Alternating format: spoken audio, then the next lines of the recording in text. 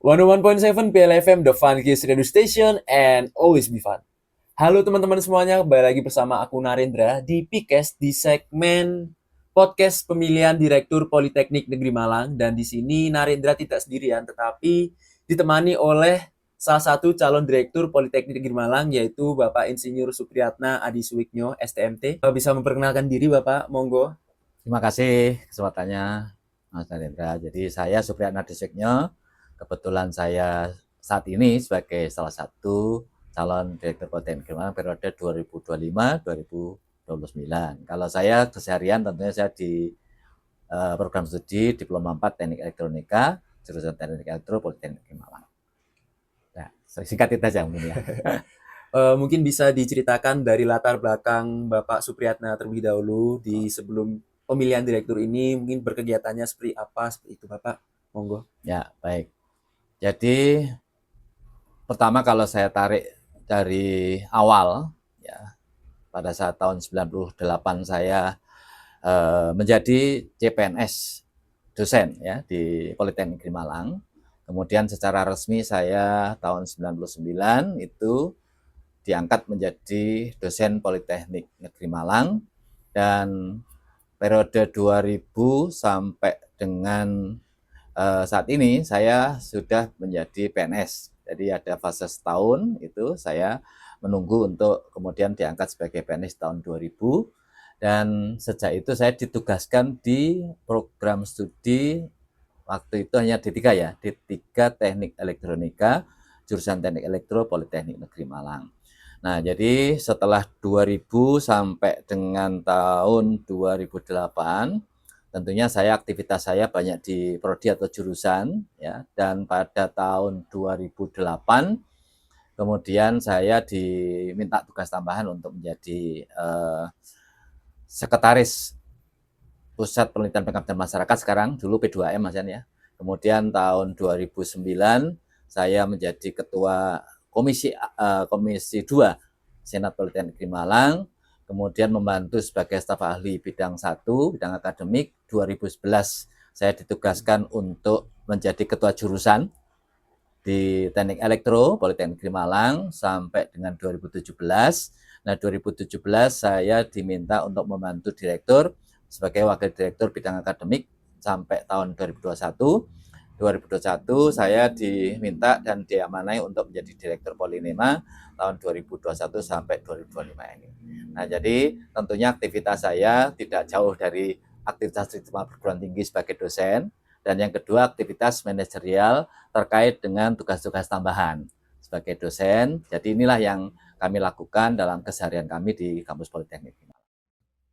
Jadi memang dari latar belakang Bapak Supriyatna sendiri memang sempat menjadi ketua jurusan, lalu menjadi pembantu Bapak Direktur sebagai wakil direktur di bidang 3 ya? Akar 1. Oh, wakil 1 ya, Ya, Pak? Ya, akademik. akademik, Ya. di bagian akademik, lalu Bapak Supriyatna juga diamanai sebagai Direktur Politeknik Negeri Malang. Betul. Ya, Pak. Ya. Nah, dari beberapa jenjang tersebut memang perjalanan Bapak Supriyatna sebelum menjadi seorang direktur lagi, sebagai calon direktur lagi itu memang sudah berjenjang ya Bapak nggih? Ya, mulai dari di unit pelaksana teknis, kemudian juga di senat, juga di jurusan, kemudian di wakil direktur, dan kemudian kemarin periode 2125 adalah sebagai direktur, dan saat ini kami mencalonkan lagi sebagai calon direktur 2025 sampai dengan 2029.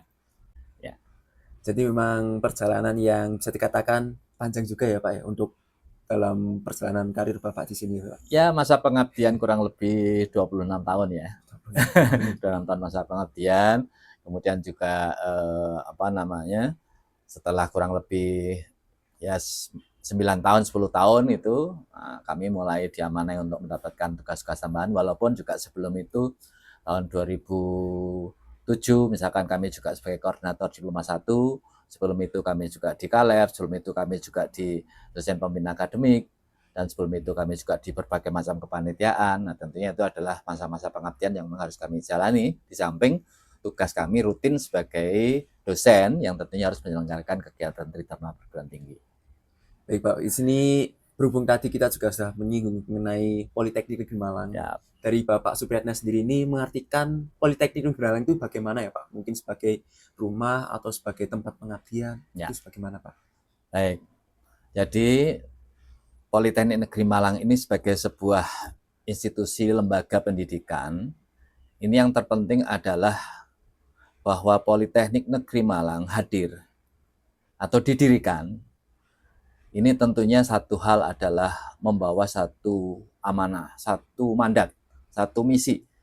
Yang dimana kalau kita kembalikan, misi utama dari kampus Politeknik Negeri Malang ini khususnya adalah menjalankan amanah dari Undang-Undang Dasar 1945. Ini yang paling penting, keberadaannya dulu, misi utamanya dulu ini yang harus kita pahami, apa yang harus dijalankan untuk Politeknik Negeri Malang ini mulai dari berdiri sampai ke depan.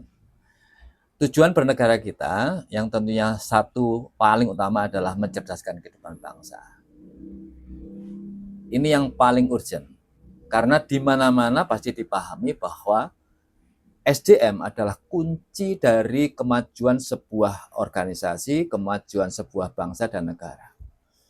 Jadi perannya dari Politeknik Negeri Malang sebagai lembaga penyelenggara pendidikan tinggi vokasi khususnya, ini memiliki peran yang strategis dalam rangka menghasilkan sumber daya manusia yang berkualitas melalui aktivitas kegiatan yang di dalamnya adalah bagaimana mencerdaskan kehidupan bangsa itu tadi.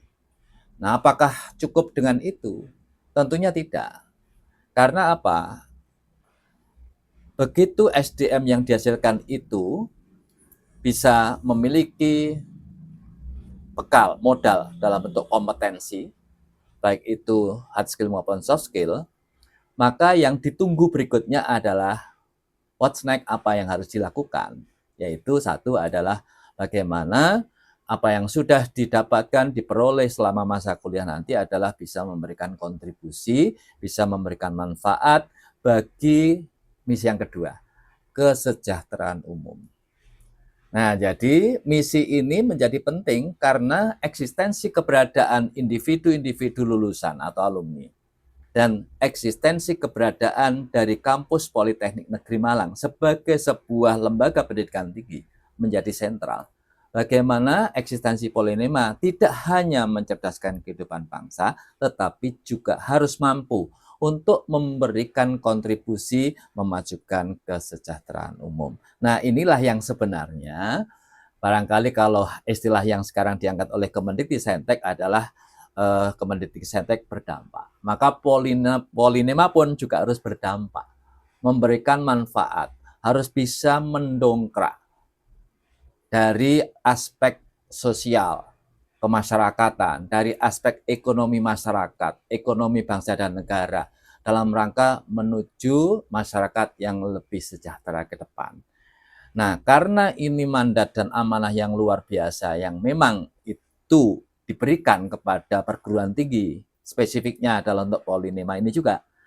Nah, maka tentunya eksistensi dari Polinema yang begitu strategis, yang begitu punya potensi untuk memberikan kontribusi besar bagi kemajuan bangsa dan negara, maka siapapun sebenarnya ya yang hadir, siapapun yang bergabung ya, ke dalam keluarga besar kampus Politeknik Negeri Malang ini, maka mau tidak mau dan suka tidak suka pada saat mulai awal masuk menjadi keluarga besar Polinema dan bisa memahami apa yang semestinya dijalankan atas mandat yang telah diberikan tadi, maka Politeknik Negeri Malang inilah tempat untuk mengabdikan diri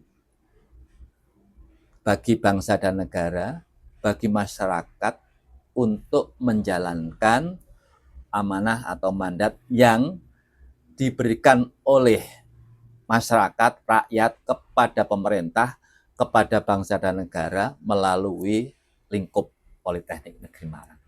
Nah, jadi bagaimanapun juga ini harus dipahami bahwa saya bergabung ke Politeknik Negeri Malang adalah dalam rangka saya membantu menjalankan tugas, menjalankan amanah yang telah diberikan kepada kampus Politeknik Negeri Malang, dan itu adalah bagian yang harus dijalankan oleh setiap dosen, setiap tendik sebagai keluarga besar Polinema untuk bisa mewujudkan, menjalankan amanah dan mandat itu dengan sebaik-baiknya. termasuk itu juga berlaku buat saya pribadi. Jadi memang bisa kita simpulkan dari beberapa yang Bapak sampaikan, Bapak juga memiliki misi ya Pak. Ya, Misi untuk salah. mendasarkan juga pada hal yang sudah didasarkan pada undang-undang juga. Dan di sini juga saya ingin bertanya mengenai misi Bapak ini. Jadi kan dari visi misi yang telah Bapak sampaikan, kan ada beberapa poin utama yang Bapak highlight. Ya. Nah, sebenarnya dari poin utama tersebut, apa yang menyebabkan hal itu bisa menjadi perhatian khusus yang Bapak sampaikan? Baik. Kehidupan organisasi itu dinamis. Perubahan eksternal juga dinamis. Jadi tidak ada sesuatu pun selama masih hidup itu stagnan. Nggak ada. Semuanya pasti mengalami yang namanya perubahan.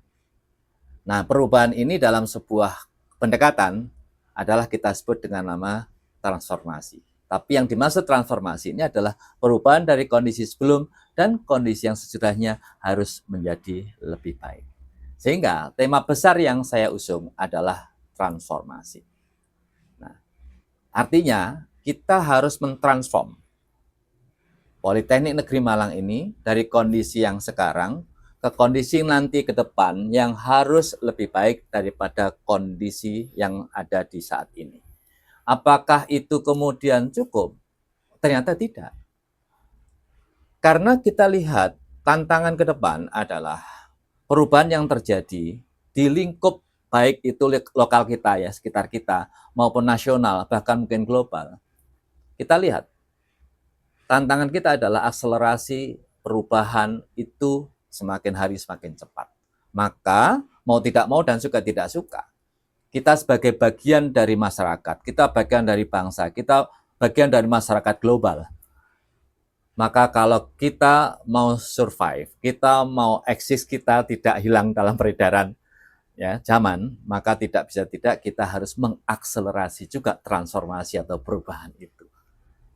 Karena kalau kita transform as usual, seperti biasa, standar, normal, jalannya biasa, tidak ada percepatan, maka laju perubahan atau transformasi yang kita lakukan ini pasti berubah memang, tapi tidak akan bisa mengimbangi perubahan yang terjadi di luar sana. Tidak akan bisa mengimbangi terhadap tuntutan perubahan di Politeknik Negeri Malang itu sendiri. Sehingga kata kunci yang saya angkat adalah pertama transformasi, bahwa kita harus berubah dari hari ke hari, dari waktu ke waktu harus menjadi lebih baik.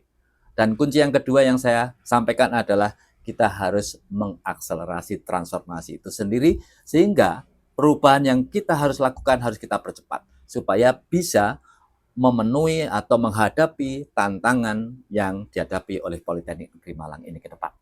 Karena tidak ke depan pasti tantangan menjadi lebih besar. Sehingga kita sendiri harus menyiapkan apa yang harus kita hadapi itu dengan persiapan yang di internal dalam rangka supaya apa yang kita cita-citakan bisa kita wujudkan. Nah, ini kurang lebih saya sampaikan saja dua kata kunci itu untuk menjadi visi misi atau tema yang saya usung, dan tentunya kalau di ujungnya visi misi apa yang diharapkan sudah sangat jelas disampaikan bahwa kita akan mengarah untuk menjadikan Polinema menjadi lembaga pendidikan tinggi vokasi yang lebih maju, yang unggul dalam persaingan global. Itu Mas. Dalam penyampaian Bapak tadi, Bapak juga menyampaikan dalam sebuah misinya tadi mencakup dari transformasi dan juga akselerasi ya Pak. Betul. Namun dalam proses pencapaian visi misi itu pasti adanya inovasi Pak untuk mencapai. Ya. Nah, dalam hal tersebut langkah apa yang akan Bapak lakukan untuk mewujudkan inovasi-inovasi Bapak yang sudah Bapak usung? Saya akan coba kupas dari transformasinya. Transformasi tadi saya sampaikan adalah perubahan dari satu kondisi ke kondisi yang berikutnya menjadi lebih baik. Nah, jadi kuncinya memang adalah harus mencari inovasi, hal-hal apa yang saat ini harus kita perbaiki untuk ke depan. 1, 2, 3 hal yang tentunya kita sama-sama pahami. Yang pertama adalah masalah yang terkait dengan tugas pokok dan fungsi kita menyelenggarakan Tridharma perguruan tinggi. Maka transformasi yang pertama yang harus kita lakukan pembenahan dan percepatan nanti ya adalah terkait dengan Tridharma perguruan tinggi itu sendiri. Tentunya menyangkut dari bidang akademiknya, pendidikan pembelajarannya, penelitiannya, dan pengabdian kepada masyarakat. Ini yang utama dulu, karena inilah yang menjadi kewajiban institusi untuk menyelenggarakan Tridharma Perguruan Tinggi. Jadi kontennya, isinya ini yang harus kita perkuat dan kita perbaiki lebih dulu. Saya berikan gambaran satu yang terkait dengan pendidikan dan pembelajaran. Bagaimana di dunia pendidikan dan pembelajaran, tidak bisa kita tidak memperhatikan apa yang menjadi harapan dari stakeholder. Tidak bisa tidak, kita juga harus memberikan perhatian terhadap apa yang terjadi di dunia luar sana. Pertama, misalkan terkait dengan globalisasi. Yang kedua, misalnya terkait dengan revolusi industri. Misalnya, ini adalah tuntutan-tuntutan yang harus kita hadapi. Nah, sehingga saya kembali lagi, bagaimana kita menyikapi dengan tantangan atau tuntutan yang muncul dari perubahan zaman itu. Maka yang pertama tentunya kita akan sampaikan contoh. Pada saat kita menghadapi satu kondisi di mana masyarakat dunia global sudah berubah. Revolusi Industri 4.0, Society 5.0 sudah launching. Sementara bagaimana kita sebagai lembaga pendidikan tinggi vokasi Polinema ini menyikapi terhadap tantangan itu. Maka mau tidak mau dan suka tidak suka kita harus merubah. Bahwa Polinema harus menyelenggarakan satu metode penyelenggaraan pendidikan yang sesuai dengan zamannya. Salah satunya adalah menyelenggarakan model pembelajaran yang transformatif. Karena lingkungan berubah, karena kondisi eksternal berubah, karena generasi juga berubah. Jadi yang kita layani mahasiswa juga berubah, lingkungan eksternal berubah, sehingga kita sendiri, Polinema juga harus berubah, harus mentransformasikan diri dalam metode pembelajarannya. Pembelajaran apa yang paling tepat? Ya pembelajaran yang transformatif. Artinya harus bisa mengantarkan para mahasiswa ini untuk bisa mengalami satu proses transformasi yang lebih cepat. Dengan cara melibatkan mahasiswa dalam berbagai macam aktivitas pembelajaran yang lebih aktif. Jadi kalau kita di revolusi industri 4.0 misalkan, maka pembelajaran yang tepat tentunya adalah flip classroom. Sama sebenarnya flip classroom itu mengajak mahasiswa untuk lebih aktif di dalam pembelajaran. Peran Bapak Ibu dosen tidak lagi sebagai source atau sumber informasi, karena informasi sudah sedemikian mudah diperoleh. Sehingga keberadaan dari Bapak Ibu dosen cukup untuk menjadi fasilitator, cukup untuk menjadi mentor, cukup untuk menjadi coach bagi para mahasiswa, sebagai teman untuk berdiskusi, mengembangkan potensi dirinya. Ini contoh di pendidikan pembelajaran. Begitu pula halnya di penelitian. Penelitian tidak cukup kalau saya asal meneliti saya suka apa. Nggak bisa begitu. Karena apa? Kalau saya meneliti saya suka apa, adakah dampaknya bagi masyarakat? Adakah manfaatnya bagi dunia usaha dan dunia industri? Ini yang pertanyaan terbesarnya. Maka secara konsep yang harus kita rubah adalah start from the end. Penelitian itu dimulai dari mana? Nah, ini harus kita rubah. Maka harus kita ubah adalah dimulai dari kebutuhan penelitian itu dari masyarakat. Apa yang masyarakat butuhkan? Apa yang dunia usaha, dunia industri butuhkan? Untuk dibantu dicarikan solusinya melalui kegiatan penelitian. Inilah yang harus kita mulai. Harus kita tarik problematika industri, problematika masyarakat itu untuk menjadi kegiatan tema-tema penelitian kita. Jangan berangkatnya dari kita yang kemudian menawarkan ke mereka sementara mereka belum tentu butuh. Tapi kalau kita berangkat dari mereka apa yang butuhkan? Pasti apa yang kita hasilkan nanti karya-karya penelitian itu pasti akan bermanfaat buat mereka. Tapi kalau berangkat dari kita belum tentu mereka akan membutuhkan dan mubadir. Tidak efektif, tidak efisien, menghabiskan waktu, useless. Hanya sebatas selesai dan itu selesai di dalam tanda kutip, mohon maaf barangkali ya, artikel jurnal, proceeding, dan sebagainya. Tapi coba dibayangkan kalau ini statnya benar. Ambil dari kebutuhan mereka. Identifikasi masalah, kemudian ini kita carikan solusi bersama melalui kegiatan riset. Nah, maka kalau ini bisa kita benahi, yang dimaksud dengan hilirisasi, yang dimaksud dengan penelitian, otomatis nggak usah lagi-lagi program yang macam-macam, pasti akan bisa kita lakukan. Nah, jadi itu di Tridharma, nanti belum lagi adalah kita harus memperkuat institusi ini, artinya institusi harus kita transformasikan, dalam tanda kutip adalah menjadi lembaga pendidikan yang lebih mandiri. Kemudian kita juga harus mentransformasikan dengan era digitalisasi. Kampus ini mau tidak mau dan suka tidak suka harus menjadi kampus digital. Artinya basic digitalisasi adalah memberikan atau meningkatkan kualitas layanan kepada semua stakeholder. Intinya itu. Jadi digitalisasi itu memberikan atau meningkatkan layanan kepada stakeholder. Karena apa? Mempermurah ya dari layanan itu sendiri, itu kan, mempercepat. Nah, inilah yang kita harapkan dengan transformasi digital di dalam kampus kita. Nah, belum lagi kita juga harus mentransformasikan kampus kita ini menjadi kampus yang tidak hanya menyelenggarakan pendidikan vokasi, tapi kita berharap juga bisa menyelenggarakan juga pendidikan profesi. Nah, ini barangkali juga kalau saya sampaikan kemarin ada 8 program prioritas transformasi yang kami tawarkan untuk menjadikan kampus ini secara konten, substansi, maupun secara institusinya, ya termasuk kita akan menjadi transformasi menjadi kampus hijau, kampus berkelanjutan, kita akan mentransformasi menjadi University of Applied Science ke depan, atau Polytechnic University. Kita juga akan mentransformasikan kampus kita untuk menjadi kampus yang bisa, tanda kutip ini, nanti ke depan bisa go global. Nah, artinya kampus internasional. Nah, inilah yang harus kita usung untuk menjadikan kampus kita menjadi lebih baik lagi ke depan. Itu, Mas. Jadi dalam perjalanan inovasi tadi juga sudah tersampaikan dari langkah-langkah yang sudah Bapak Supriyatna pertimbangkan.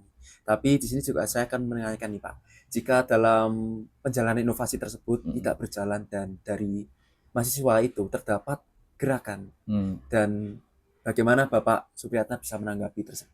Ya, jadi ini supaya nggak bias ya, jadi maksud saya gini. 1,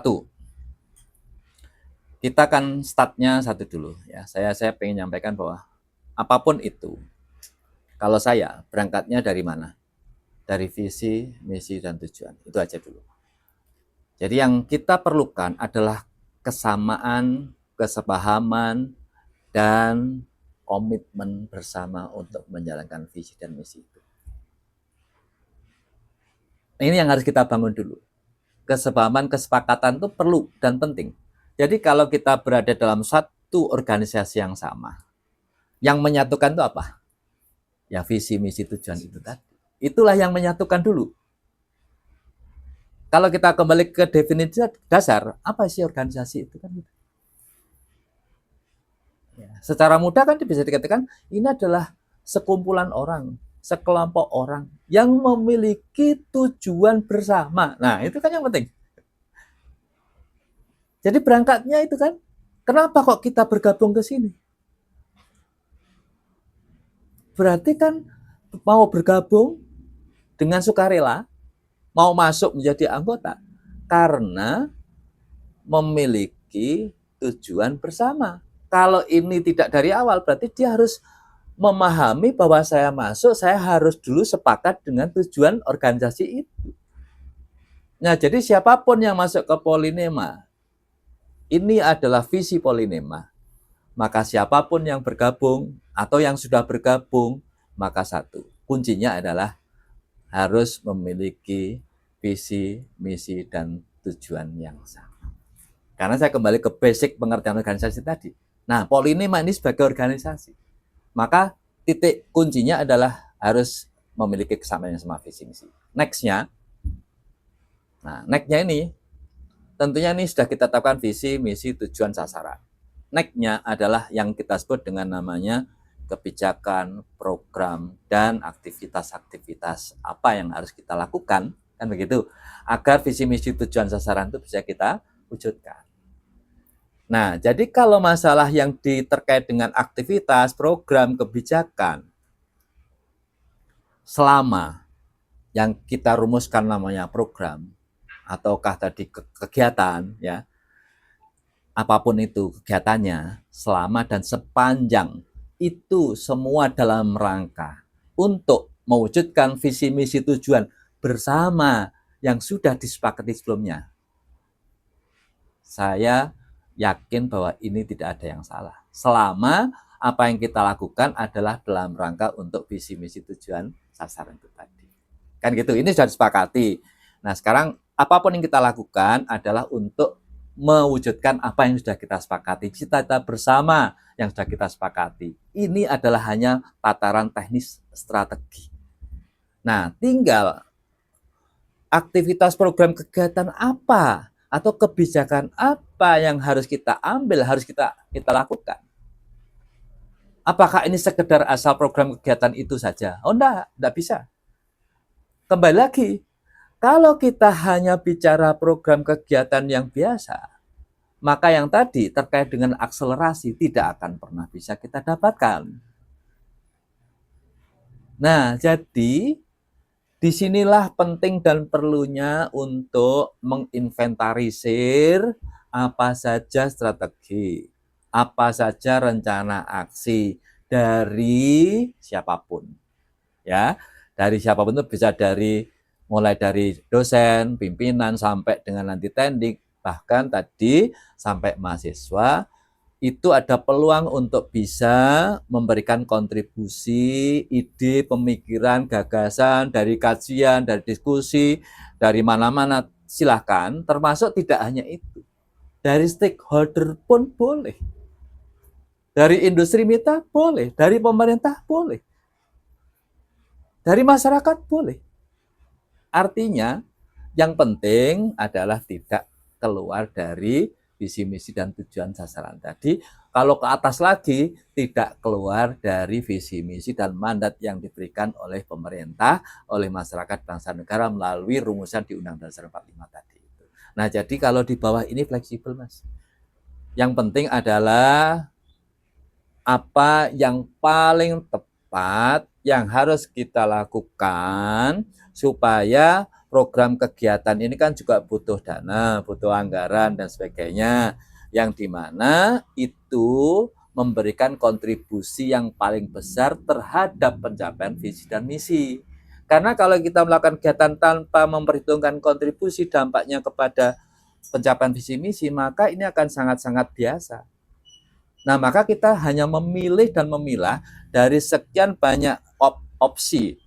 Istilahnya kalau alternative solution, ya, rencana aksi yang kita tawarkan adalah mendiskusikan di antara sekian banyak itu mana yang paling efektif, mana yang paling efisien.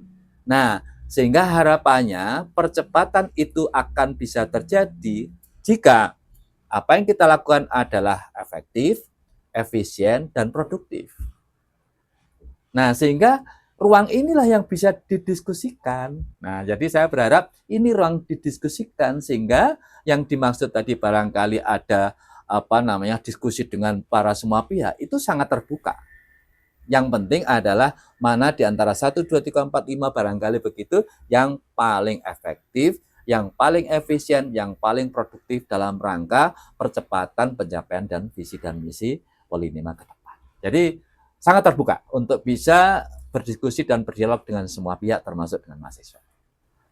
Jika dalam pengaplikasian inovasi tersebut tidak berjalan dan terdapat gerakan dari mahasiswa, bagaimana tanggapan dari Bapak Supriyan? Ya. Jadi satu hal yang barangkali penting untuk sama-sama kita pahami. Politeknik Negeri Malang ini sebagai sebuah organisasi. Organisasi yang dimana tadi kita sampaikan ada mandat yang sudah ditetapkan di dalam Undang-Undang Dasar 45 dan ini kemudian diturunkan menjadi visi misi tujuan sasaran di dalam organisasi kampus Polinema ini. Inilah yang harus sama-sama menjadi acuan kita bersama sebagai warga keluarga besar Polinema ataukah oleh pihak-pihak eksternal yang terkait dengan aktivitas di kampus Politeknik di Malang atau kita sebut dengan stakeholder pemangku kepentingan. Nah, jadi di sini sebagai sebuah organisasi, tentunya organisasi itu sebagaimana definisi yang paling mudah ya, yang bisa kita sampaikan adalah berkumpulnya, bersatunya beberapa orang, sekelompok orang yang memiliki tujuan bersama. Itu yang perlu kita highlight. Tujuan bersama. Tujuan bersama itu adalah kunci kenapa orang itu mau berkumpul, mau bergabung dalam satu atau membentuk sebuah organisasi. Nah, jadi siapapun yang ada di dalam kampus Politeknik Negeri Malang, yang lama ataukah juga yang baru, maka ini yang harus dipahami, disadari bahwa kita harus memiliki satu visi, misi, dan tujuan bersama itu. Kuncinya itu. Kalau kita bergabung tidak dalam rangka untuk mewujudkan visi, misi bersama, terus itu apa? Ya maka inilah yang penting. Bahwa visi, misi, tujuan yang sudah diyakini bahwa ini bermanfaat, bahwa ini baik dan sebagainya untuk sama-sama ayo kita wujudkan, maka itulah pentingnya semua warga kampus ini memiliki kesamaan terhadap visi dan misi serta tujuan. Karena ini akan menggerakkan, punya cita-cita mau diwujudkan, kan ini harus semua hal, usaha, effort harus kita lakukan dalam rangka apa yang menjadi cita-cita bisa terwujud. Apa yang menjadi visi misi tujuan kita bisa kita wujudkan. Kan itu yang penting. Nah, tinggal bagaimana kemudian visi misi dan tujuan sasaran ini bisa kita wujudkan melalui sebuah perencanaan program, aktivitas program, kegiatan, kebijakan yang menuju, mendukung terhadap pencapaian visi misi tujuan itu tadi. Nah, jadi ini strategis. Yang ini sangat teknis operasional. Nah, sehingga di level operasional ini, inilah yang bisa dicarikan, dipilih berbagai macam cara alternatif solutionnya. Nah, jadi sama kan kalau kita mau ke Surabaya, mau naik kendaraan apa? Sepur boleh, kereta api, mobil, bis, jalan kaki, jalan apa, naik sepeda. Semua sampai ke sana. Itu kan cara aja. Tujuannya adalah ke Surabaya. Apakah kita mau lewat Kediri, Jombang, baru ke Surabaya, ataukah kita lewat Pasuruan, Sidoarjo, Surabaya, ataukah kita muter lewat Lumajang, Probolinggo, baru Surabaya. Itu pilihan. Tapi yang penting tadi tujuannya sama, nah sekarang tinggal kita memilih caranya. Di antara sekian banyak cara ini, kan alternative solution misalnya. Kita harus pandai-pandai memilih yang namanya rencana aksi ini, atau program ini, atau kegiatan inilah ya. Di antara sekian banyak ini, mana yang paling efektif? Mana yang paling efisien? Mana yang paling produktif? Ya, dalam rangka apa? Untuk supaya visi misi tujuan tadi bisa kita wujudkan dengan percepatan, dengan akselerasi. Gitu kan? Nah, tentunya ya mempertimbangkan dari sumber daya yang ada. Potensi kita seberapa mampunya. Tetapi tidak berarti kemudian ini tidak bisa dilakukan percepatan, asalkan efektif. Asalkan tepat sasaran. Itu yang penting. Yang penting. Sehingga ini tinggal kita diskusikan. Mana di antara berbagai macam alternatif rencana aksi itu yang bisa dipilih untuk kita jalankan. Nah, dalam rangka ini masukan dari semua pihak, dari stakeholder, dari dosen, dari tendik, dari mahasiswa, dari mitra-mitra kita, dari pemerintah, ya dari masyarakat yang kita sebut dengan pemangku kepentingan itu, ini sangat terbuka. Ya, yang penting apa?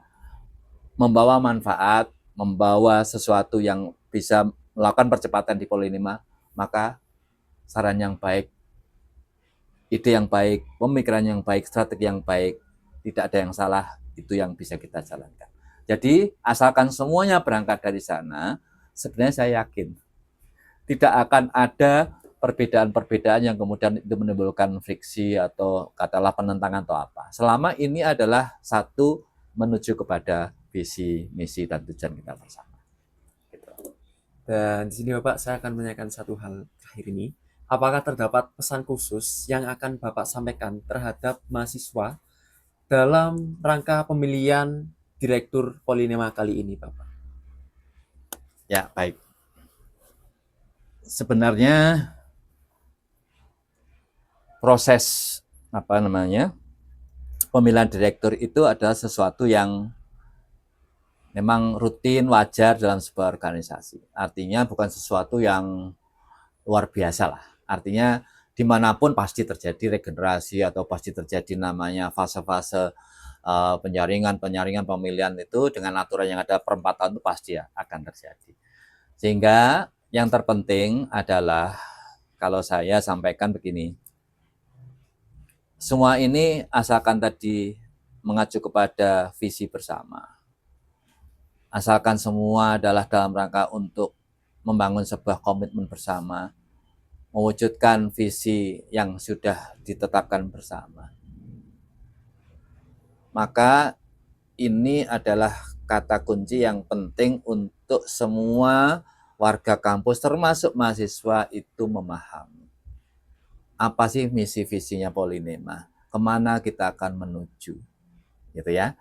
Nah, jadi selama dan sepanjang apa yang dilakukan kampus itu dalam rangka untuk bisa mewujudkan visi dan misi itu, maka tentunya kita berharap warga kampus termasuk mahasiswa itu bisa memberikan support atau dukungan terhadap apa yang kita sama-sama wujudkan ke depan, yaitu visi misinya tadi. Nah, jadi itu pertama support. Yang kedua, jika ada ide, pemikiran, gagasan, hasil diskusi, hasil kajian dari para mahasiswa yang istilahnya itu support, mendukung, positif, memberikan dampak yang besar bagi kemajuan Politeknik Negeri Malang ke depan, itu ada ruang yang cukup untuk memberikan kontribusi melalui ide, gagasan, pemikiran, silakan bisa disampaikan melalui lembaga-lembaga resmi, misalnya BMK, DPMK, ataukah yang lain, HMJ, UKM, ya, ataukah kelompok-kelompok diskusi, misalnya yang spesifik seperti mungkin UKMPP misalnya, ya monggo.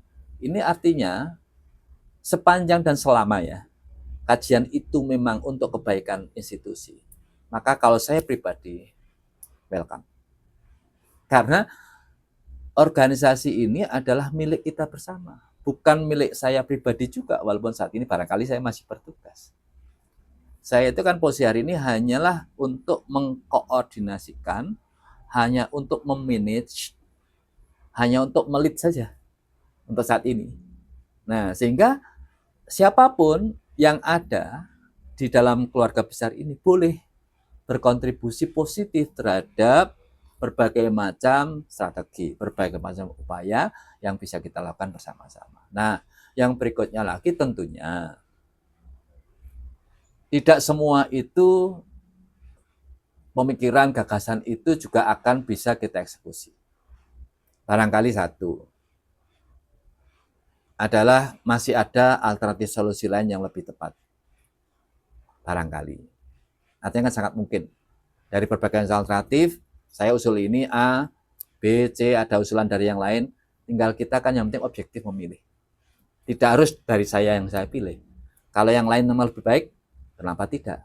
Tapi kalau kebetulan misalnya dari gagasan seseorang ternyata lebih baik, ya tentunya yang lain tidak kita bisa lakukan. Artinya kita memilih atas dasar tadi itu, efektif, efisien nggak ini program ini kita jalankan. Kalau mau lebih efektif, ya pasti kenapa nggak dijalankan? Wong institusi akan diuntungkan. Visi misinya pasti akan lebih cepat gitu kan. Nah, itu yang pertama yang harus dipahami. Jadi setiap usulan-usulan itu semuanya boleh ditampung Tapi itu pun sekali lagi harus kemudian dipilah dan dipilih. Mana yang paling menguntungkan buat institusi. Itu yang penting. Karena begitu institusi untung, semua anggotanya pasti untung. Mohon maaf, tapi kalau hanya seseorang yang untung, institusi belum tentu, yang lain belum tentu untung juga. Nah, itu yang penting. Jadi harus berangkatnya kembalinya ke institusi lagi dulu. Institusi diuntungkan nggak ini dengan kalau ini saya eksekusi? Nah, gitu. Nah, jadi saya titip itu kepada para mahasiswa juga. Silahkan, ya, kalau ada usulan pemikiran atau apa, silahkan. Nanti dari situ, ya, kita lakukan kajian lagi bahwa ini mana yang paling efektif. Kemudian yang terakhir barangkali kalau dari saya, tentunya adalah apapun yang ada, ya apapun yang ada ini semuanya, ya pasti sekali lagi dinamis. Artinya bukan sesuatu yang statis. Jadi disitulah penting untuk kita sama-sama memahami bahwa tidak ada sesuatu yang sekali lagi stagnan atau diam. Semuanya dinamis. Artinya jika ada hal yang memang dalam dinamika, ya perjalanan waktu itu dirasakan ada hal yang memang perlu untuk dilakukan perbaikan atau dirasakan ada sesuatu yang kurang tepat, ya silahkan sampaikan saran, kritik, ya untuk mengkritisi berdasarkan pada sebuah objektivitas ya tentunya ya, bukan subjektivitas. Itu yang saya sampaikan. Jadi tidak berdasar kepada jari ini, dan jari ini. Tidak berdasar pada isu semata, tetapi tolong itu kalau memang ada yang pengen untuk memberikan kontribusi bagi kampus ya, kapanpun lah gitu ya, kontribusi positif dalam bentuk ini dari kajian kami begini, atau kami juga bisa mengkritisi begini, memberikan masukan begini, silakan. Ini sangat-sangat terbuka karena adalah kembali lagi sepanjang dan selama itu adalah dalam rangka mewujudkan visi bersama, why not? Nah, dan barangkali yang paling akhir lagi, ya mari sama-sama kita jaga eksistensi keberadaan kampus kita sepanjang dan selama, bahwa kampus ini dianggap dan dirasakan atau dinilai bisa memberikan manfaat bagi siapa? Bagi masyarakat ya secara umum, bangsa dan negara secara umum. Kalau lebih kecil kaki adalah ya tentunya bagi para mahasiswa, bagi orang tua, bagi masyarakat yang terkait dengan Pollinema atau stakeholder. Kalau ini memang diyakini masih bisa memberikan manfaat, maka perlu untuk sama-sama kita jaga, sama-sama kita kawal agar keberadaan Pollinema ini bisa memberikan manfaat dan ke depan semakin dan semakin bisa memberikan manfaat. Ya, jadi nggak cukup memberikan manfaat, tapi yang paling utama dulu memberikan manfaat. Tapi kalau setelah itu adalah memberikan manfaat yang lebih besar. Karena prinsip hidup saya sekali lagi juga perlu sampaikan, sebaik-baiknya manusia adalah yang harus paling banyak manfaatnya untuk orang lain. Jadi eksistensi keberadaan siapapun di posisi manapun sebagai apapun itu adalah hanya peran yang perlu dimainkan, tapi substansi hakikatnya adalah apakah keberadaan kita, hidup kita ini akan bisa memberikan manfaat bagi orang lain ataukah tidak. Nah, jadi itu yang harus digarisbawahi, bahwa manfaat bagi orang lain, bagi masyarakat, bagi bangsa dan negara, itu yang harus dioptimalkan. Mungkin itu pesan saya. Baik. Terima kasih Bapak atas waktu yang sudah diberikan dalam penyampaian sesi podcast dan menjawab pertanyaan kita semua. Ya. Dan di sini teman-teman semuanya masih bisa untuk berikan beberapa support pada kita semua dengan nunggu di episode yang selanjutnya. Dan terima kasih untuk sudah menonton di kanal kita di YouTube @Radio Kampus PLFM. Dan jangan lupa untuk selalu stay tune di 101.7 PLFM, The Fun Case Radio Station, and always be fun. Sampai jumpa dan mari kita tutup untuk acara hari ini. Terima kasih dan sampai jumpa.